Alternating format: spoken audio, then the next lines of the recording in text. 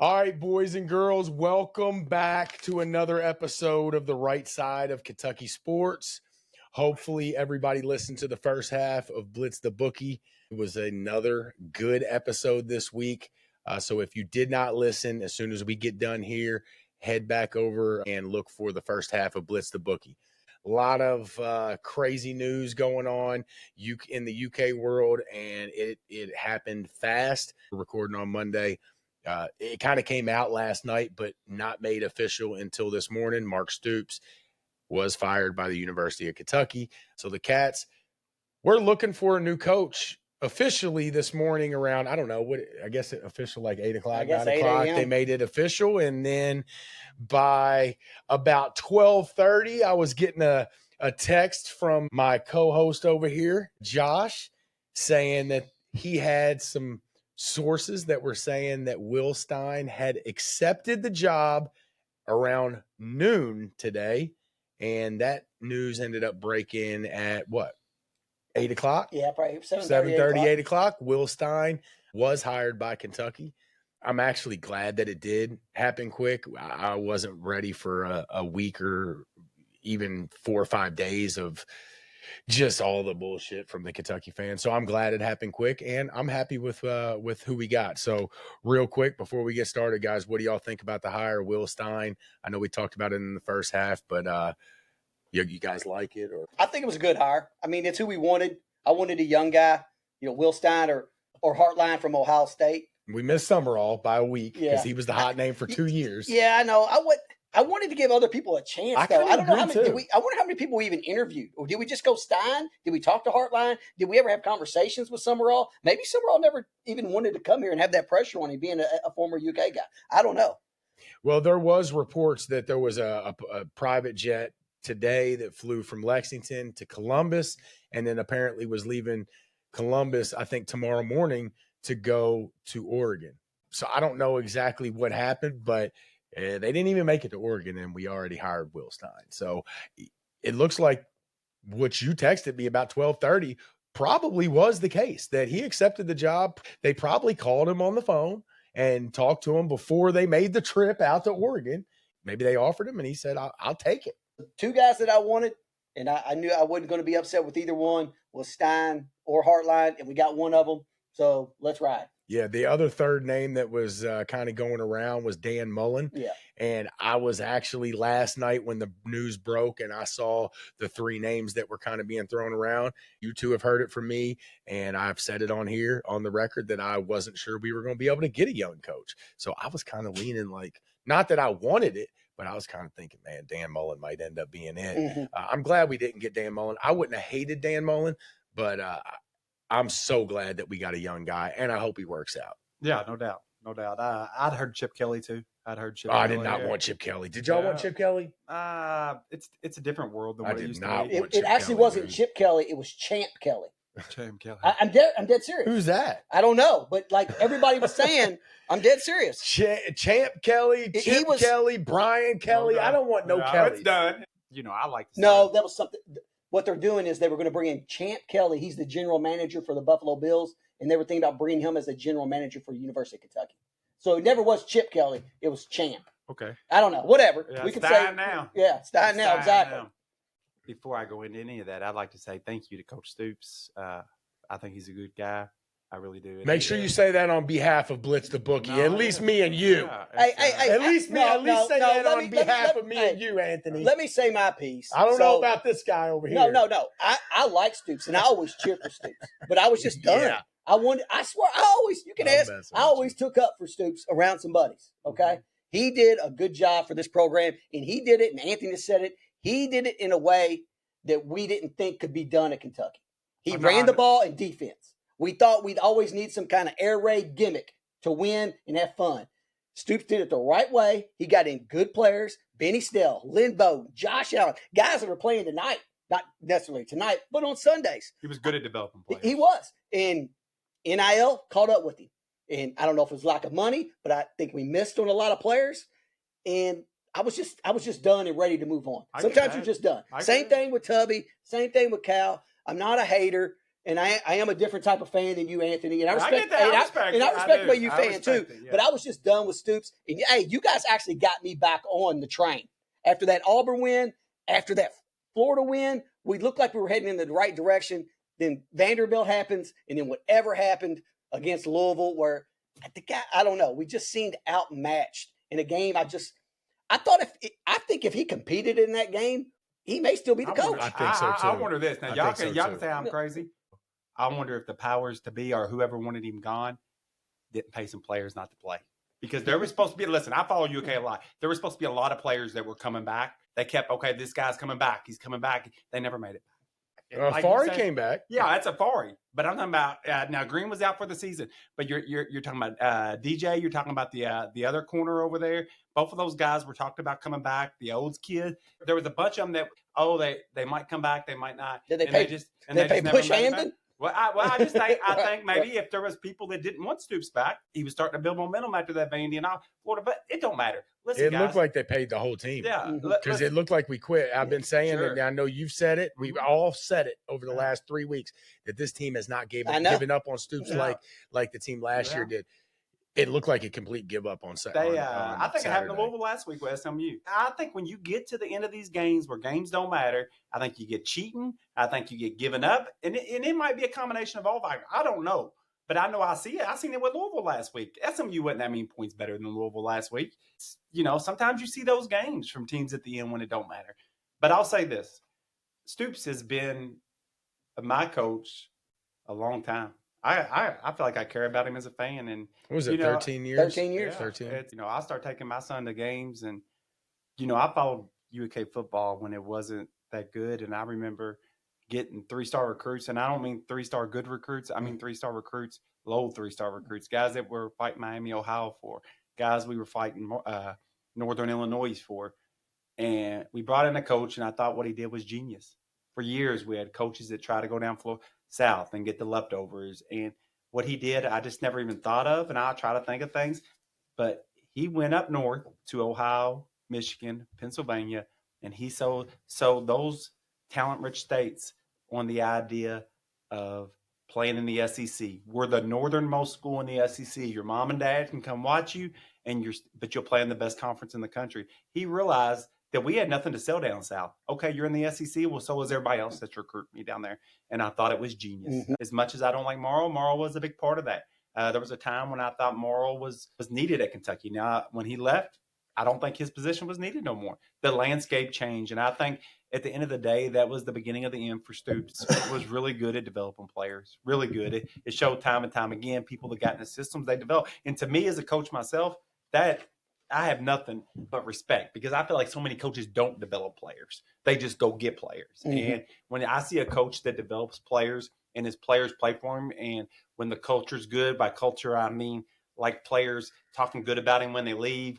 There was a time when former players were sending the next group, going out to these high school recruits and sending them in and saying, hey, Coach Stoops, Morrow, hey, these guys are for real. They tell the truth. They don't bullshit you. And what I respect about Stoops, he's a better man than me. Because that one time he said pony up and the fans didn't like it. And I do think that was a big part of what's going on there.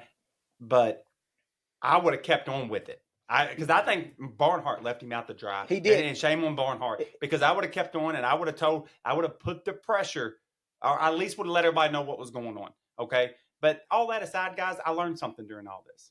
I love Stoops, and he was my coach, and I wish him success through all of it. I really do. It never was Stoops, and I thought it was. It never was Stoops for me that I was sad to see go, or I didn't like it. It don't really bother me he's gone. Maybe there's a piece that's happy for him that he don't have to deal with it, no more, whether rightfully or wrongfully. I don't want to see somebody I like, go through all that negative stuff. But what bothered me, I figured it out at the end, because I wasn't sad when Stoops left. I just wasn't. I thought I would be. Y'all know what I'm upset from. Mm-hmm. UK want to throw all their money into basketball. So I've made a decision. I made it this weekend as a fan. I'm going to wait and see. I hope this brings all the energy and all the money. But if UK does not give football just as much money as basketball, because everybody else is giving football way more. But if we do not equal things out, I'm going to be a swinger. And I know I've joked with y'all about that, but they'll be my team, and I'll be like every other UK fan I know. I'll fan when it's convenient. because I've seen people all over Facebook, all over social media, and they're rambling, and they don't even know but 4 or 5 players on the team. They don't go to no games. They don't do nothing, but they have such strong opinions. If you want strong opinions, support your team. Know your team. Know the players that ain't the star players. To me, that's fanning, but I'll fan when it's convenient for me at that point. Now, if they show, and I think they will with Stein, that's why I like the Stein hire, because it's risky. He's not been a offensive coordinator that long. He was just a high school coach maybe 5 or 6 years ago. He really moved up the ranks fast. He's been with Oregon. Now they get a lot of talent out there, but I do think he'll be good at offense. I hope he can get him a defensive coordinator. I'm excited about it. It is risky. I worry about the locker room. Will he be able to lead the locker room being so young? But I'm super excited about the hire, and I wish that Coach Stoops nothing but the best. Maybe this will pump some money into the program. I don't think it's right, but, let's see where it takes us.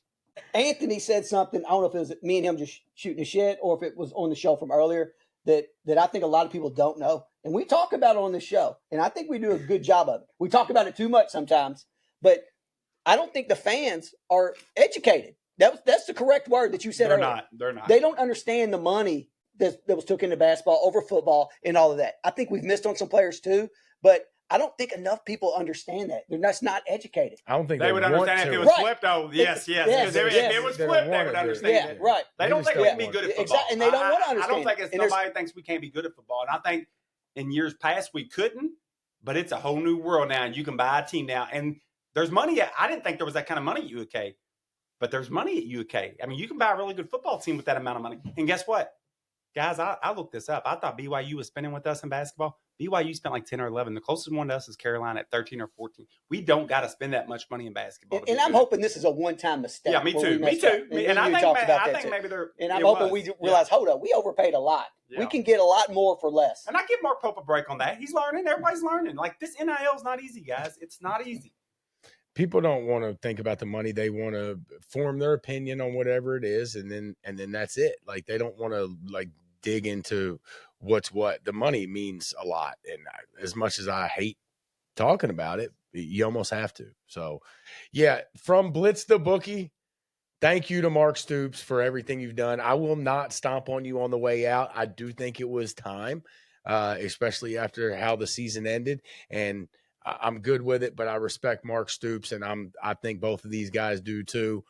So we will not be like the other Kentucky fans that will stomp on Mark Stoops on his way out the door. That will not be us. It will not be me. Thank you to Mark Stoops. Respect Mark Stoops. And who knows? What do you think Mark Stoops does next? He go be a defensive coordinator somewhere? He's got a buddy somewhere. Does he got to take that money off his contract? Or, is that one of those deals where when they I don't think so. I think he gets it no matter what.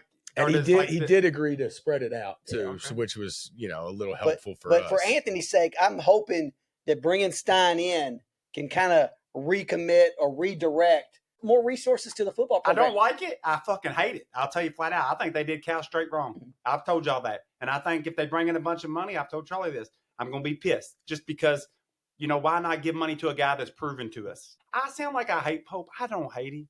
But I just hate that they threw all the money at him and he hadn't proved shit. And a guy that had. That's what bothers me, because I think that comes from our fan base. I think we have a very uneducated fan base. And I know everybody does, but I think we really do.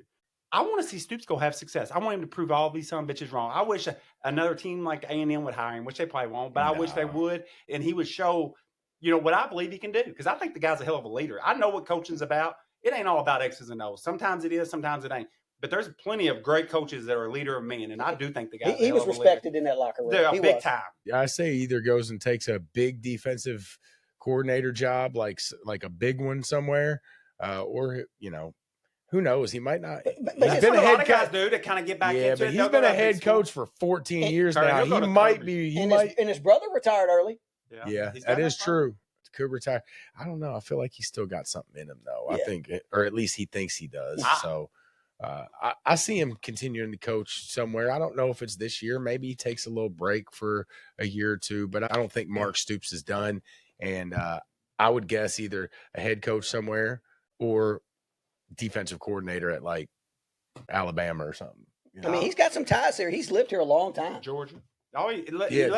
Georgia. He could go get on Kirby's. Yeah, he's Kirby was a good coach. Their defensive coordinator is one of the guys that's been mentioned for some of these jobs that are available. So you might want to watch if that defensive coordinator, what's his name, Bobo or something? Stoops they call him Bobo or something. We always give Brad White credit. Stoops is probably right there in that room with you. When he was at Florida State, them defenses were elite.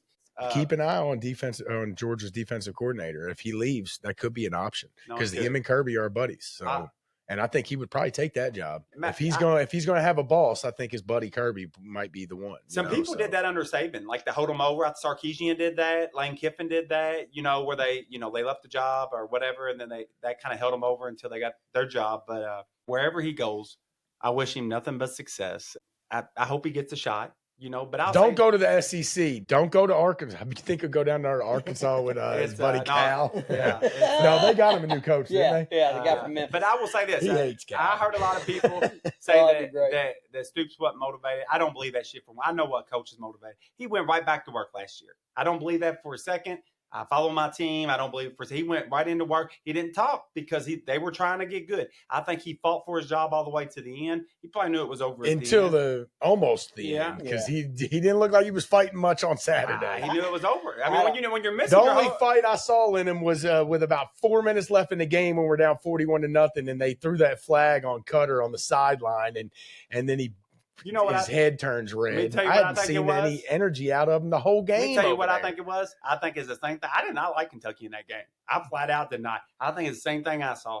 He knew his defense was depleted, and he knew it was over. Mm-hmm. I think they went to the should have still at least thought you had a chance in that game when Louisville's whole team was depleted. They were not that depleted. They had 5 running backs. I kept hearing that all week. Yeah, they put a running back there. And their offensive line was attacking, their defense was attacking. They had their best receiver. But they had their offensive line and their whole defense besides the linebacker. And their defense was good. And they were loaded at linebacker. The running back's the most replaceable position on the field. They had the core pieces. Kentucky was missing their whole defense. Yeah, still, it looked like the team quit, and it didn't look like Mark Stoops was motivated. Or I shouldn't say motivated. That's not what I meant. I thought it looked. I don't even know what to call it. I didn't think it looked like they quit. It looked like I don't know what it was. I mean, I guess we could call it quit. I mean, being there, maybe it was just motivation. I guess you could say quit, but they looked lazy, slow. There was no fire. There was nothing on the sideline. When I was, like I said, I was 5 rows up, and there was no emotion on the sideline, even negative or positive. I'd rather them been fighting each other. Well, we'll start moving the ball pretty quick. Yeah, they did. They start moving the ball, and when you know you're depleted in one area, and you know somebody's moving the ball, even if they're not scoring a lot at first, but they're moving the ball, they probably know. Like they know who's on that defense, guys. You know what though? Last week we kind of wrote that Vanderbilt loss off as just being outmanned, and Pavia went off, and we all that. That's what we're talking about. Hey, and I didn't think about this until after the Louisville loss, but they might have started to quit in the second half of the Vandy game, mm-hmm. and we might have just not really noticed it because we just thought we was getting outplayed by a really good Vandy team that was hot and just everything was going right for them. But they might have started to give up then, mm-hmm. and it just rolled over. You see what I'm saying? I'm not saying that's what happened, but we might have overlooked that just thinking, man, we're getting ran by a really good Vandy team. But in the second half of that game, maybe some of the players started to give up in that game, and it just rolled over. I'll tell you what I seen is I seen a defense that was like the DBs were super depleted and the linebackers were super depleted. They were getting beat on some big passes early. They were going to get scorched early in the passing game. And they had to bring their defense back. They had to play back because they got scorched in Vandy. They had to bring them back. When that did, that it opened up the run game. Oh, we were getting scorched on the ground too. More so on the ground. But if you watch, Kentucky really was playing back because they didn't want to give up any of those big plays. At that point, that's where pass defense sets up the run defense, just like on offense. And that's what I seen. And sometimes you don't have the horses at that point. I'll tell you one starter we did have. Who's that? Valentine. Weak. That dude is weak. We had one starter in our defensive backfield, and it could have been anybody else because, God, he is so weak. Is he a senior or is he gone? I hope he's gone because I don't want to be dogging him when he's coming back. There's no way, and I will say this. It ain't nothing about Stoops. There's no way that many players are injured. Are they quitting? Are they injured? Who knows what's going on? And I don't even want to speculate because I could sit here and go down the rabbit hole. It could be a handful of things. Probably they done got the phone call from the next team they're going to play for next year. Yep. Yeah. I mean, there's no way they're hurt. McGowan's 2 plays in the game. I'm sure some guys are hurt. I'm sure some guys are hurt. I agree with that. But I'm sure some of them are. We talked about it maybe early in the first half of the show. What's going on behind the scenes? Some of these guys are already getting phone calls from their next team. Oregon's supposed to be getting 1 million guys back. Now, during this break, they're supposed to be getting really healthy. Oregon's really unhealthy. If Oregon had all their players, I don't think Ohio State or Indiana could play with them. I don't think people realize the players they got. Like, they got Evan Stewart. They got the other boy, Bryant, that's been hurt. They got the DB, the number 1 cornerback in the country coming out of high school last year that played like 1 game this year and looked absolutely awesome. Oregon's super talented, but you got all these injuries, and they keep talking about them coming back, but they never come back. I think we're all 3 happy with the Will Stein hire. We'll see how it works out. Nobody knows. And like I've said on multiple of my TikTok lives, it's not guaranteed that the next coach is going to sit in that seat and be better than Mark Stoops. So I hope Will Stein is, but it's not a guarantee. Let's cross our fingers and hope that this experiment works out, because if it does, it could be really good. We might be sitting on, a really, really good young coach. And I like the point that you made, Anthony, about can he be a leader? Because that is a question with a 35-year-old guy, fairly young for a head coach. So. It don't mean he can't. No. Doesn't mean he can't. And, look, if Dan Lanning believes in him, he had a couple years with Dan. I think that helps. I mean, you're the offensive coordinator. You're basically the assistant coach. You know what I'm saying? You're pretty much second, third in line between offensive, defensive coordinator. So I'm sure there's a lot of trust there from Dan Lanning. And if Dan Lanning trusts him.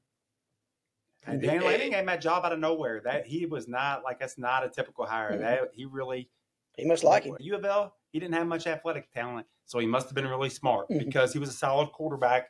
And his athletic ability and his arm wasn't that great, and he still produced. So must be a really high IQ guy. So, hopefully all that works out, man. It's going to be interesting to see how the offseason plays out, what kind of recruiting and what kind of guys he brings in. Think he can snatch any of them guys from Oregon? He needs money. Put pressure I'm not talking about the money. I'm talking about if he's got the money, can he take some of them guys from Dan Lanning? I think you can take something from anybody if you got the cash. Mm-hmm. Yeah, but Oregon's got cash too. Yeah, that's right. Depends how bad they want them. You're right. It depends how bad they want them. Yeah, it'd be interesting to see. Maybe we take a couple of them. We know Oregon's filled with big time athletes, especially at the skill positions. I'd love to bring a couple of them guys. Evan with Stewart, us. Evan Stewart's going to have dude, that'd be fucking awesome. That's a possibility. Evan Stewart came from A&M, and he's been with Will Stein. Oregon's loaded at wide receiver. Maybe he could grab one. Oregon's crazy loaded at wide receiver. Maybe he can grab one of them guys. He might. I'd be willing to bet he is going to bring some Oregon guys. Yeah, he'll bring on. He'll get some. Guys, before we end the show, we got to touch on basketball a little bit here. Last week, we recorded on Monday. Tennessee Tech, I went to that game. We ended up winning by 50. We did have a little bit of scare there in the first half. I took my son, and I was thinking about 8 minutes into the game, I'm thinking this is not going to happen. Because that Tennessee Tech team was bad, and they kept it close for the first 8 or 10 minutes. So had me worried, but I think we won by 50? It was 104-54. Yeah, so they scored like 16 more points after that. Ended up blowing them out, but I'm gonna tell you, I was at that game and I walked away not impressed. 50-point win, and I was not impressed. Our defense is bad. If we were playing a good team that day in that first 8 to 10 minutes, when Tennessee Tech basically played us even. If we'd would have been playing North Carolina in that first 8-10 minutes, we'd have probably been down 15 points. The defense is just not good. It wasn't good last year, but we could score points. Mm-hmm. I think that was the biggest difference. Yeah, and we don't have a bunch of big time shooters this year. But I think the defense is we have no rim protector. There's no rim protector. I love Pope, and I think he'll be fine. I don't think he can coach defense. I think he's an offensive coach. There's nothing to matter with that. Right. There's people that make a living like you got to hire some help. Hopefully in a couple of weeks we'll have our defensive coach on the court. His name's Jaden Quaintance. Okay, because he's a defensive beast. I know. So you talk about a rim protector. That's the guy. We need to get him back ASAP. Has anybody heard anything? Is there any chance he's coming back before the New Year's? Took the money and run? No. I just heard possibly sometime in September.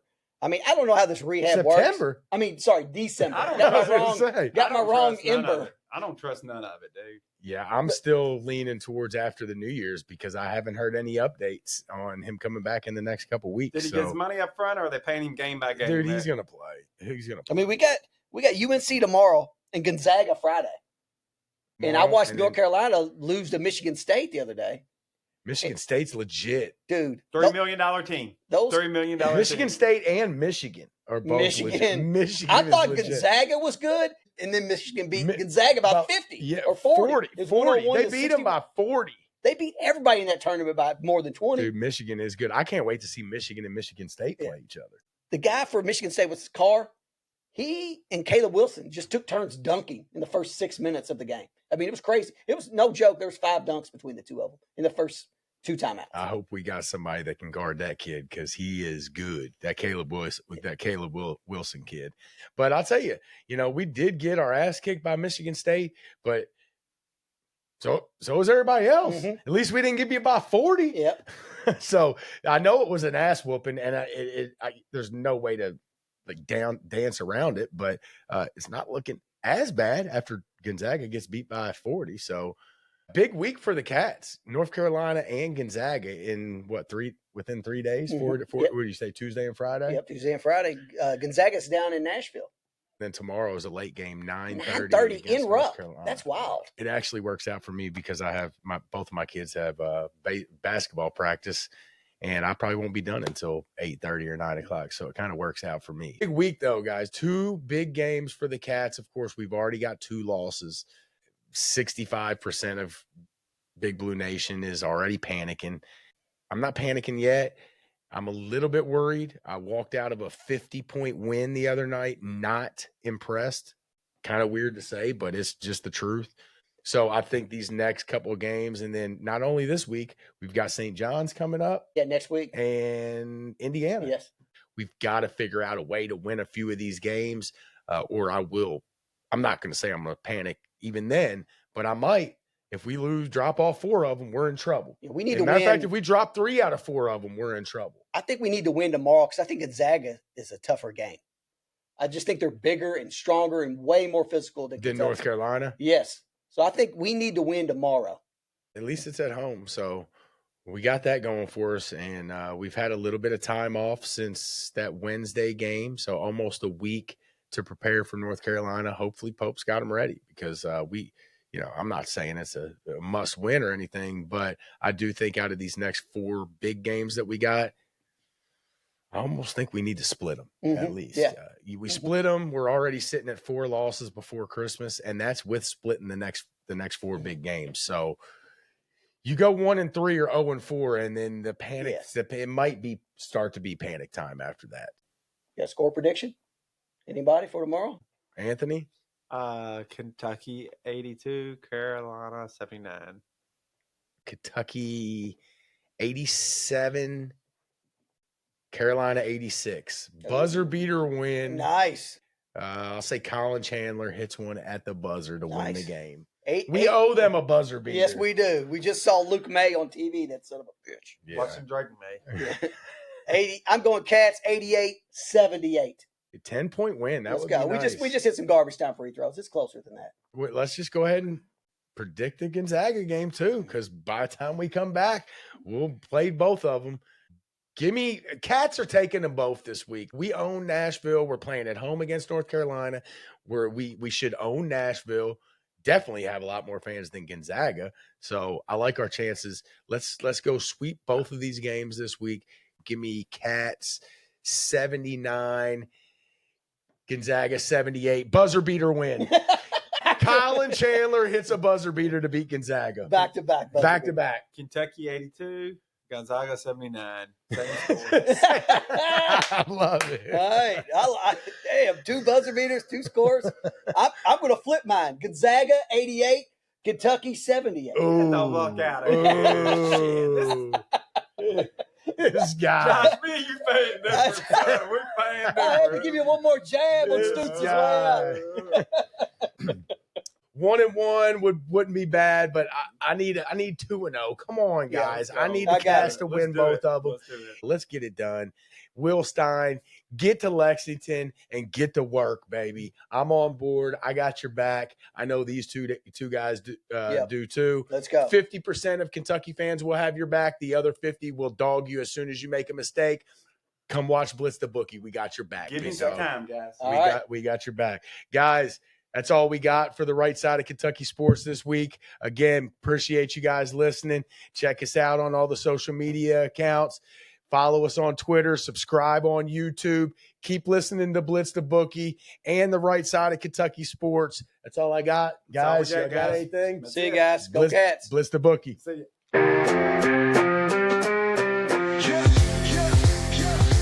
Charlie got the mic, he's dropping facts all day. Anthony's like, nah, I got the better parlay. Argue about the spread, it's a fierce debate. But when it comes to Wildcats, they align their fate. Blitz the Bookies where the knowledge reigns. Charlie and Anthony bring the heat like flames. Talking parlays, breaking down the games. Kentucky Wildcats, they beat the same drums.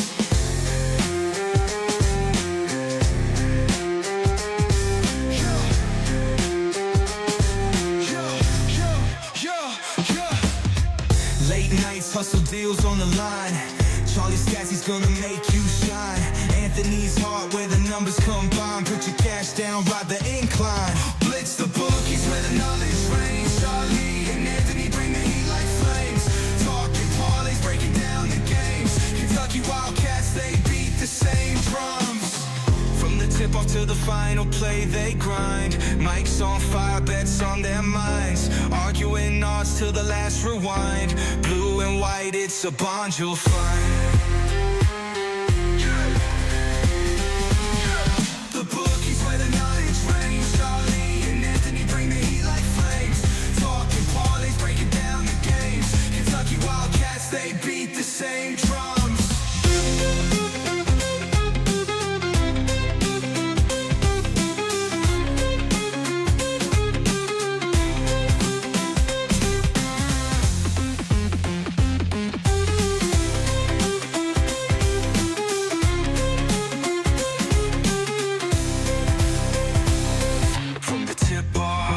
Final play, they grind. Mike's on fire, bets on their minds. Arguing odds till the last rewind.